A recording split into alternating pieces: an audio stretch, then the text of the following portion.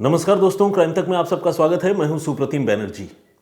मुंबई में एक जगह है कल्याण, आप सभी ने नाम सुना होगा। बेसिकली ये ठाणे ज़िले के अंतर्गत आता है, लेकिन मुंबई का ही एक पार्ट है। और इसी कल्याण में एक और लोकेलिटी है जिसका नाम है आडिवली। और आडिवली में नेताजी नगर परिसर नाम का एक मोहल्ला है। इस मोहल्ले में पिछले महीने यानी 25 जनवरी के रोज़ एक ऐसी घटना हुई कि लोगों का ध्यान उस ओर गया। खासकर उस मोहल्ले के रहने वाले लोग बहुत परेशान हुए और उन्हें यह भी लगने लगा कि भाई ये हुआ कैसे। असल में इस मोहल्ले में एक कुआं है और उस कुएं में एक शख्स की लाश पड़ी हुई लोगों को नजर आई। वक्त था यही सुबह के 10 सवा 10 बजे। जब लोगों ने इस लाश को देखा तो वो घबरा गए, क्योंकि कुएं में किसी आदमी की लाश पड़ा होना या तो एक्सीडेंटल डेथ होगा, बंदा कुएं में गिर गया होगा, या फिर किसी ने जान ली होगी, हत्या की होगी। फौरन पुलिस को इन्फॉर्म किया गया और डोंबिवली की जो पुलिस है, माफ़ कीजिएगा डोंबिवली नहीं, उसी कल्याण इलाके की जो पुलिस है वो वहाँ पर पहुँची। पुलिस स्टेशन का नाम है मानपाड़ा।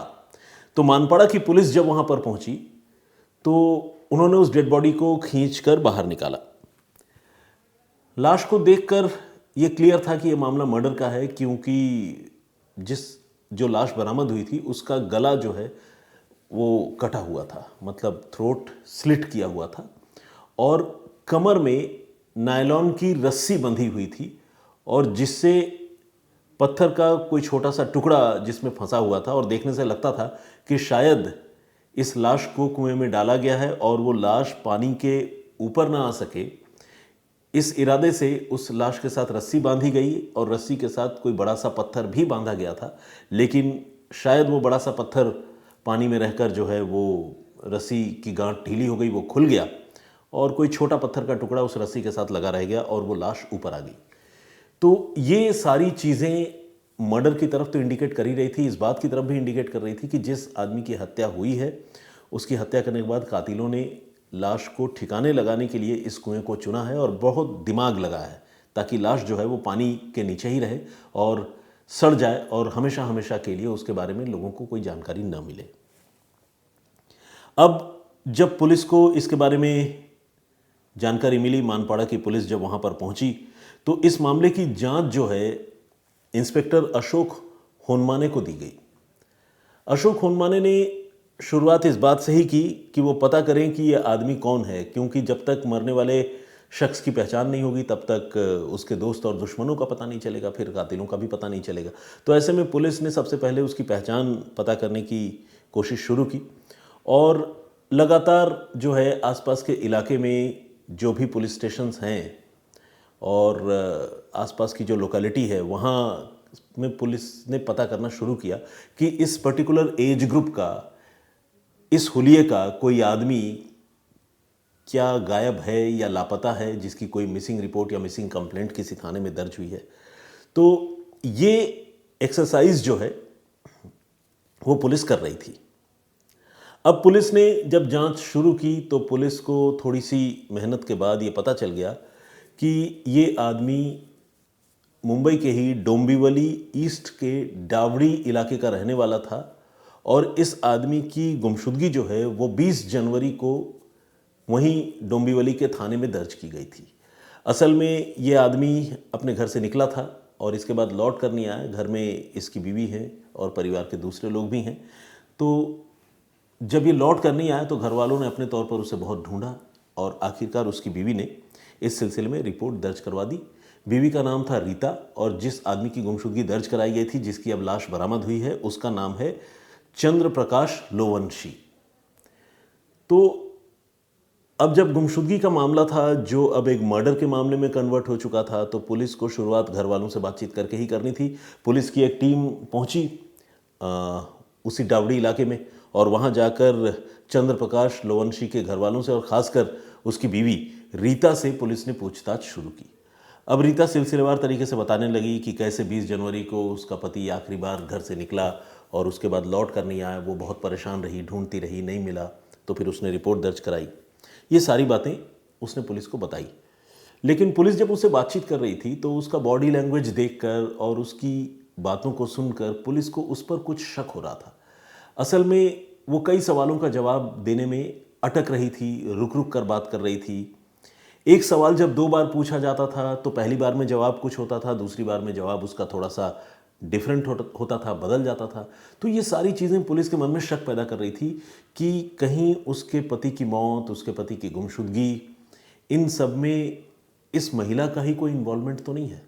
तो पुलिस अब इसके बारे में सोच रही थी, लेकिन जाहिर है जब तक कोई सबूत ना हो या कोई ऐसा क्लिंचिंग एविडेंस कह लें या क्लू कह लें वो ना हो तो पुलिस किसी को कैसे पकड़ ले। तो पुलिस थोड़ा टाइम ले रही थी और इसी दौरान पुलिस के अलग अलग अफसरों ने महिला पुलिसकर्मियों की मौजूदगी में रीता से पूछताछ की और तकरीबन सारे पुलिस वाले इसी नतीजे पर पहुंचे कि रीता जो है अपने पति की गुमशुदगी को लेकर झूठ बोल रही है। अब पुलिस ने रीता के साथ थोड़ी सख्ती की और उसे हिंट किया कि अब उसका टाइम खत्म हो चुका है, अगर उसने सच नहीं बताया तो आने वाला वक्त बहुत टफ है। रीता डर गई और डरने के बाद आखिरकार उसने एक शख्स का नाम लिया और बताया कि इस शख्स का नाम है सुमित विश्वकर्मा और सुमित विश्वकर्मा के साथ उसका बचपन का अफेयर है और इस अफेयर में उसका पति चंद्र प्रकाश लोवंशी वो बाधा पैदा करता था, रोड़े अटकाता था और इसी वजह से उसने अपने बॉयफ्रेंड के साथ मिलकर अपने पति के मर्डर की प्लानिंग की थी। अब पुलिस ने पूछा कि भाई इस घटना को अंजाम कैसे दिया, कौन कौन से लोग थे और इस तरह के हालात क्यों पैदा हुए। तो रीता ने अब सिलसिलेवार तरीके से पूरी कहानी सुनाई। असल में सुमित और रीता जो बॉयफ्रेंड है वो और रीता ये दोनों एक दूसरे को बचपन से जानते थे, यानी चाइल्डहुड लव वाली बातचीत थी। लेकिन घर वालों ने रीता की शादी कहीं और करा दी, यानी उसी चंद्र प्रकाश लोवंशी से करा दी। शादी के बाद रीता और सुमित के बीच में एक बड़ा गैप रहा और दोनों एक दूसरे से नहीं मिलते थे। दोनों की ज़िंदगी ठीक चल रही थी, लेकिन इसी बीच अब से 2 साल पहले सुमित विश्वकर्मा की एक बार फिर से ज़िंदगी के किसी मोड़ पर, किसी मुकाम पर रीता से मुलाकात हो गई। और रीता से मुलाकात क्या हो गई, रीता की ज़िंदगी में सुमित की री एंट्री हो गई। सुमित और रीता अब फिर से एक दूसरे को चाहने लगे, प्यार करने लगे।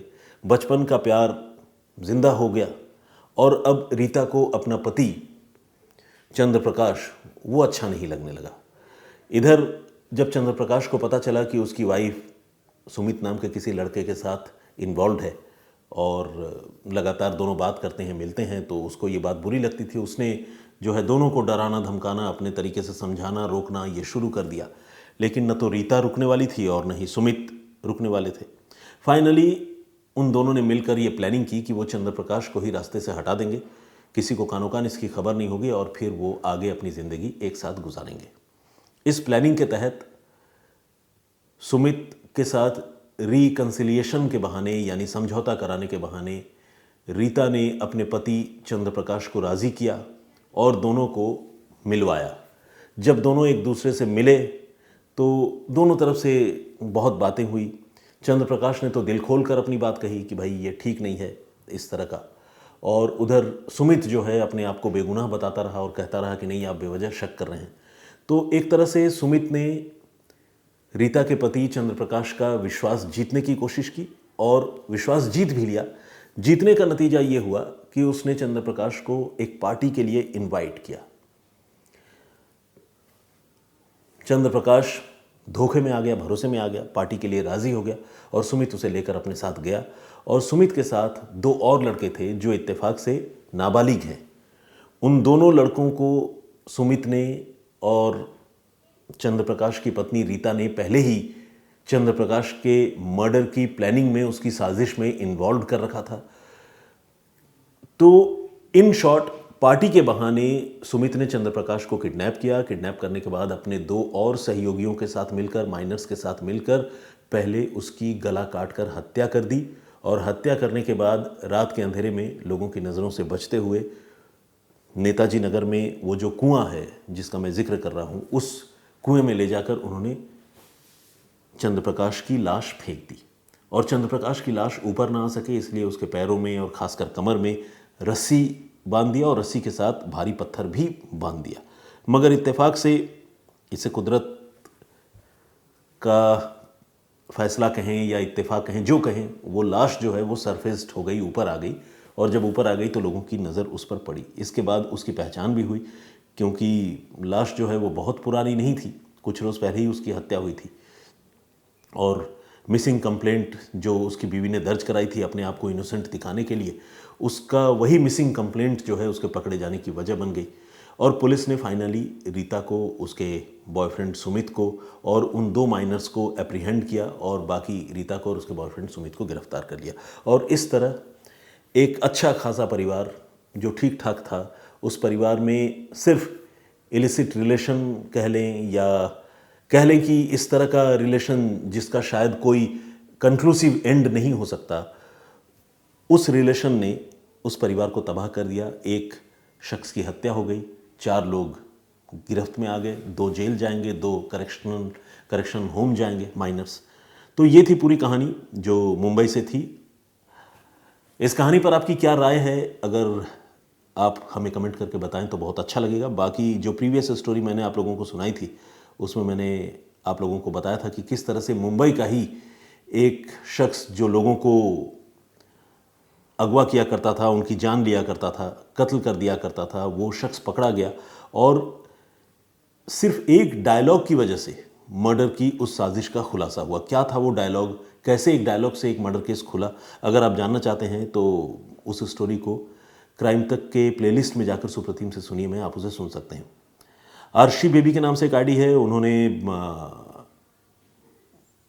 कमेंट किया और कॉम्प्लीमेंट भी भेजा है। Thank you very much. उन्होंने लिखा है, day is incomplete without your story. Thank you very much. Mister Umesh Bhunia ji ने कमेंट किया है, बहुत बहुत धन्यवाद आपका उमेश जी, मेरे होम स्टेट से हैं। और राघवेंद्र तिवारी जी का कमेंट है, रेखा भट्ट जी रेगुलर कमेंट करती हैं, बहुत बहुत धन्यवाद आपका, मेरा प्रणाम स्वीकार कीजिए रेखा जी। राजेश वाजा, इन्होंने लिखा है, सर आपकी स्टोरी बहुत मस्त होती है। चलिए, thank you very much for this complement. लेकिन मैं तो ये कहूँगा कि स्टोरीज़ बड़ी दुखद भी होती है। इस तरह की घटनाएं जो हैं वाकई दिल को बड़ी तकलीफ देती है, कचोटती है। लेकिन ये भी सच है कि इन घटनाओं से न तो आंख मोड़ सकते हैं, न मुंह मोड़ सकते हैं, क्योंकि ऐसी चीज़ें अक्सर हमारे इर्द गिर्द होती रहती हैं।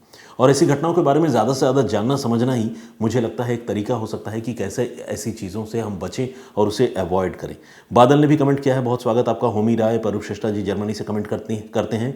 मामूनी बोरगोहाई ने कमेंट किया है, नॉर्थ ईस्ट से हैं, आसाम से, बहुत स्वागत आपका।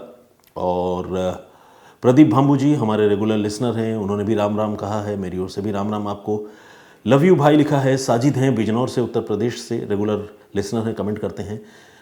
मोइन कुरैशी ने कमेंट किया है, वेरी सैड स्टोरी उन्होंने लिखा है। इंदु ज्योति हजारिका का कमेंट है और उन्होंने लिखा है कि वो भी रेगुलर लिसनर हैं हमारे इस प्रोग्राम के, thank you very much. Farooq Ahmed ने कमेंट किया है और वेरी नाइस लिखा है, वो भी आसाम से हैं, बहुत स्वागत आपका। कुलदीप सिंह जी शिखर रयात ने कमेंट किया है, सुप्रतिम भाई ये मेरा काम ही है, पता नहीं कितने कत्ल हो गए मेरे एरिया में, मेरा खुद का दोस्त मारा गया था रेलवे पटरी पर।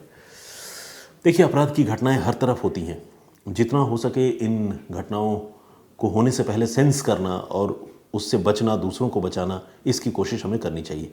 लालचंद जी का कमेंट है, स्वागत आपका। मौलाना निसार अहमद नागपुरी जी ने कमेंट किया है। रजनी जांगीर का कमेंट है। विनय नासवाले जी, बिमला पहाड़ी ये लिख रही हैं कि वो काठमांडू से हैं। योगेश धरने ने भी कमेंट किया है और भी बहुत सारे लोगों ने कमेंट किया। थैंक यू वेरी मच आप सारे लोगों का, इतनी हौसला अफजाई के लिए, इतने सारे कमेंट्स के लिए। मैं फिर हाजिर होऊंगा किसी और कहानी, किसी और वाक़े के साथ। तब तक के लिए मुझे इजाज़त दीजिए। अपना बहुत ख्याल रखिए, सुरक्षित रहिए। जय हिंद, जय भारत।